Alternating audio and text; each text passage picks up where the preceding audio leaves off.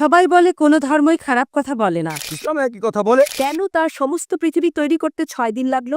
আপনি 9 মাস পরে জন্মাবেন, এতগুলো মানুষ দোজখে যাবে? তিনি অবাক হচ্ছেন এতগুলো মানুষ কিভাবে দোজখে যাবে।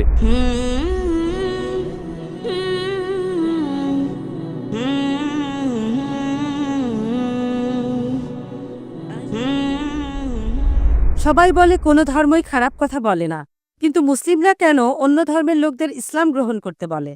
বোন, আপনি বললেন সব ধর্মে ভালো সব কথা থাকে, কিন্তু মুসলিমরা আমাকে ইসলাম গ্রহণ করতে বলে কেন?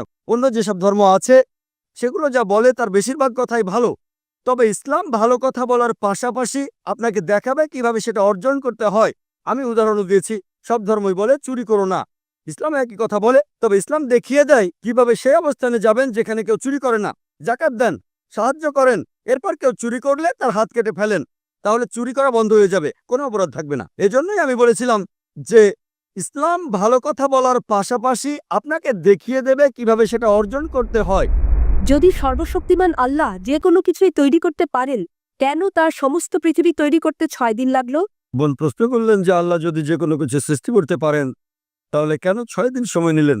বোন, আল্লাহ যদি চাইতেন একদিনে সৃষ্টি করতে পারতেন, তখন আপনি বলতেন যে কেন একদিনে তৈরি করেছেন, 6 দিনে কেন নয়? কারণ আল্লাহ 6 দিনে এটাই বানাতে চেয়েছেন। কোরআন বলে যে আল্লাহ যা ইচ্ছে করেন তাই সৃষ্টি করতে পারেন।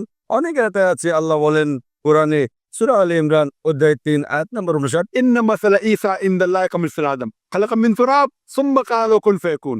আল্লাহ আদম আলাইহিস সালামকে সৃষ্টি করেছেন যেমন তিনি যীশু খ্রিস্টকে সৃষ্টি করেছেন ধুলো থেকে, তিনি বলেন হও আর তা হয়ে যায়।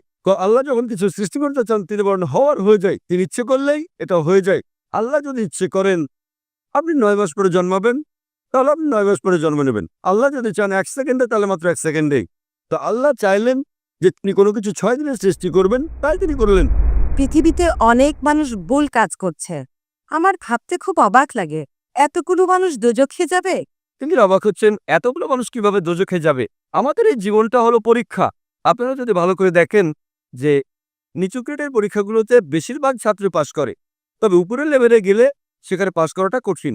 উদাহরণস্বরূপ কোনো কঠিন পরীক্ষায় বসেছেন, যেমন মেডিকেল কলেজে ভর্তি হতে গেলে আপনাকে পড়তে হবে, খাটাখাটনি করতে হবে, পড়াশোনা করতে হবে। একইভাবে বেহেশতে যেতে গেলে এটা সহজ কাজ না, এটা মেডিকেলে ভর্তির চেয়েও অনেক কঠিন কাজ। তাই এটা আসলে পরকালের জন্য পরীক্ষা। যারা আল্লাহর নির্দেশগুলো মেনে চলবেন তারা ইনশাআল্লাহ বেহেশতে যেতে পারবেন।